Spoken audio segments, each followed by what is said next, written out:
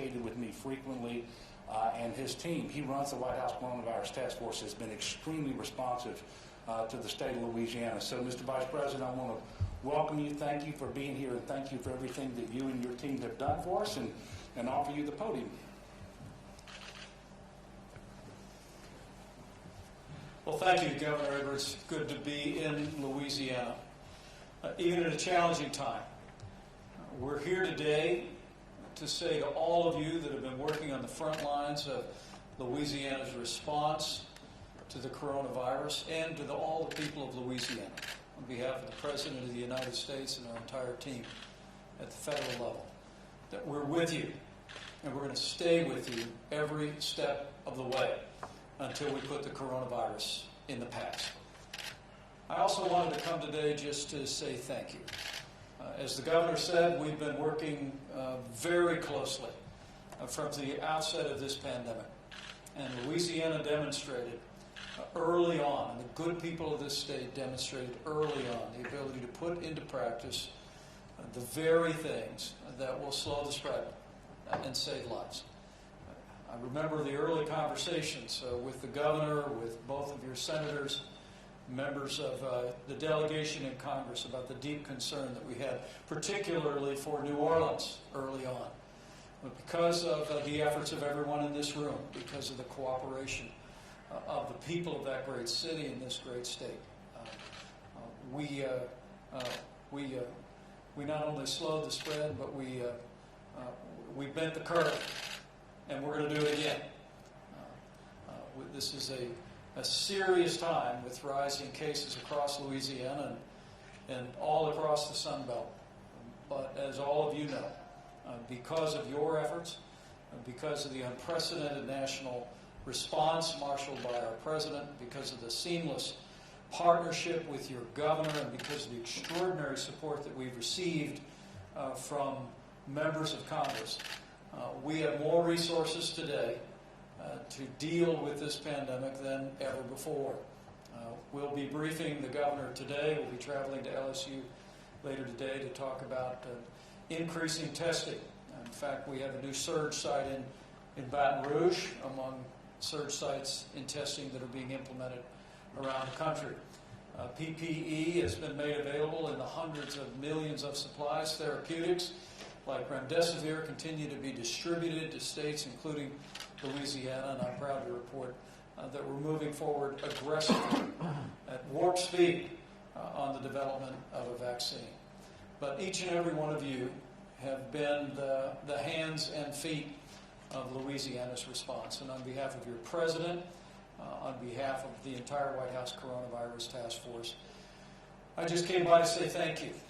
Thank you for the long hours that you've put in. Thank you for the sacrifices that your families have made. I read this morning in my devotions that we're to run the race marked out for us with perseverance and faith.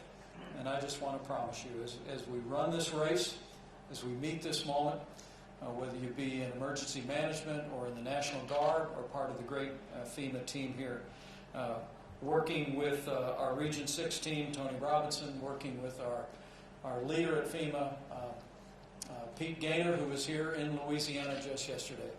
We're going to make sure that the people of Louisiana and this team have what you need when you need it, and we're going to stay with you every step of the way. With that, I'm going to turn the podium, Governor, over with your permission to two senators who have been remarkable partners for the President and our entire administration in this effort. The availability of a national response, the availability of resources to the state under the CARES Act, support for families, support for businesses will continue to allow us, as we deal with rising cases, to continue to responsibly open up our economy, to be there for families in Louisiana, and we trust, as we'll talk later today, to get our kids back into school. So I might just ask you to join me in thanking Senator John Kennedy and Senator Bill Cassidy, and I'd like to invite them to bring a few remarks.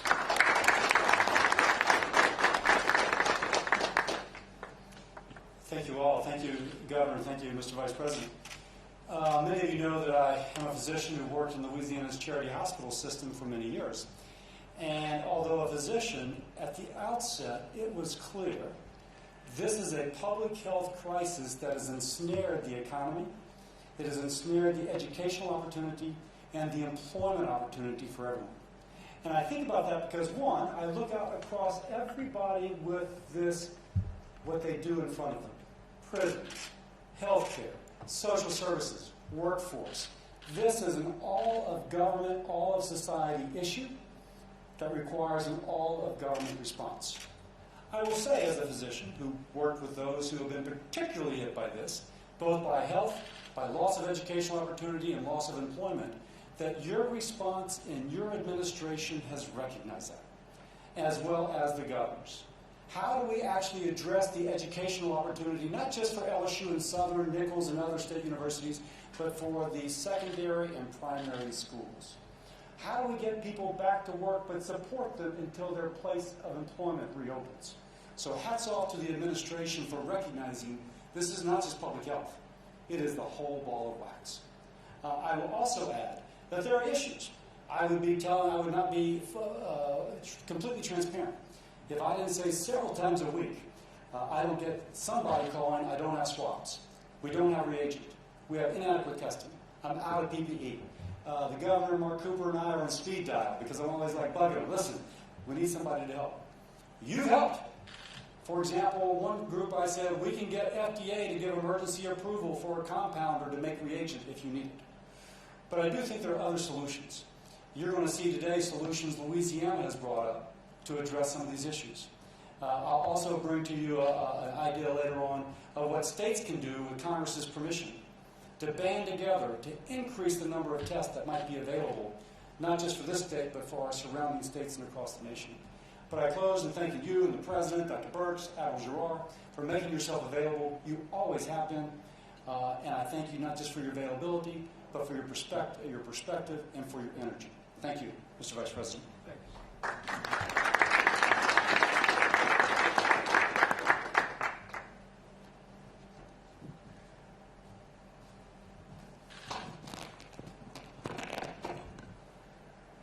Mr. Vice President, you honor us with your presence today. I want to thank him so much, and President Trump as well.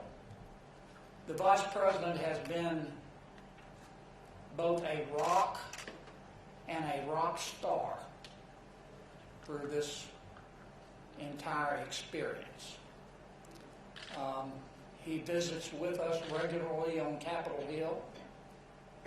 I've seen him in many different situations. One thing I've never seen is him lose his composure. Dr. Cassidy, you probably should check his blood pressure. I think it's about 80 over 40 because he's as even keeled as he can be. And that's why he's got such good judgment. I want to thank the American taxpayer for helping Louisiana so much.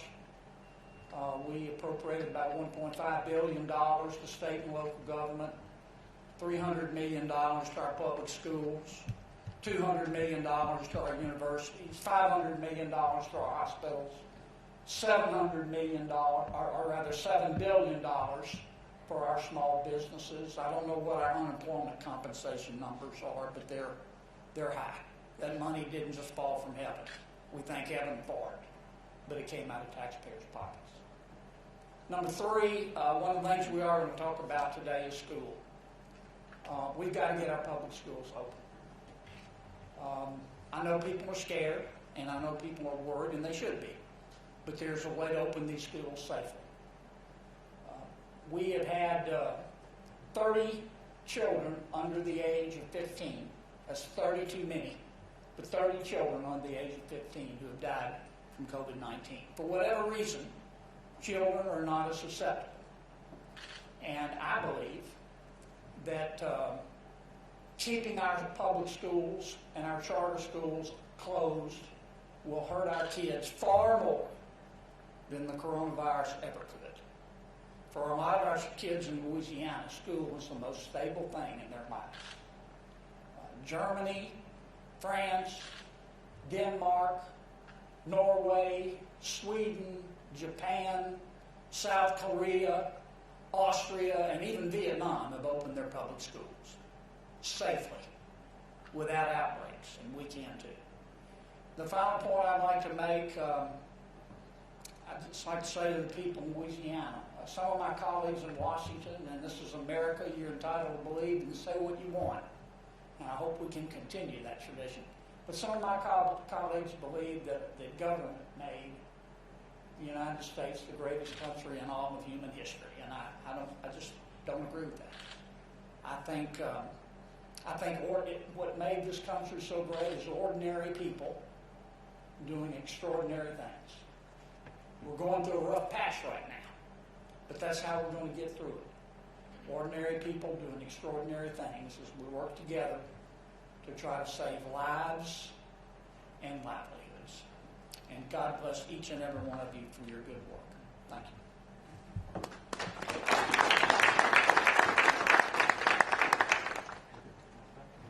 right, thanks, press.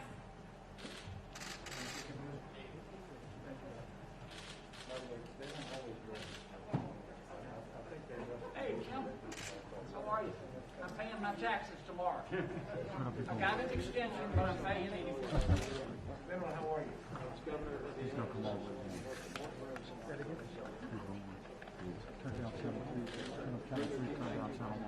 Keep up the great work. There you go. You have it. We'll keep it up, okay? Carl? Good to see you. You got what you need?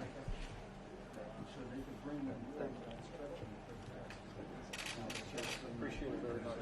Honored to be with you.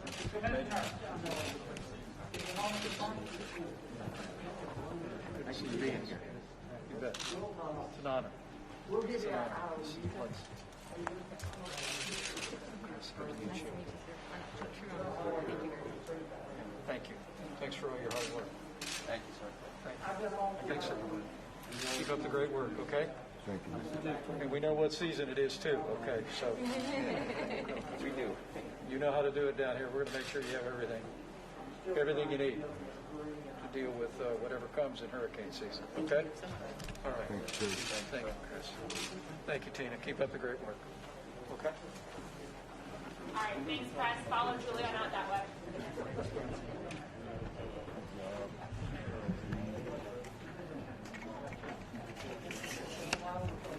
Thanks, press. Hey, Jimmy. Back here.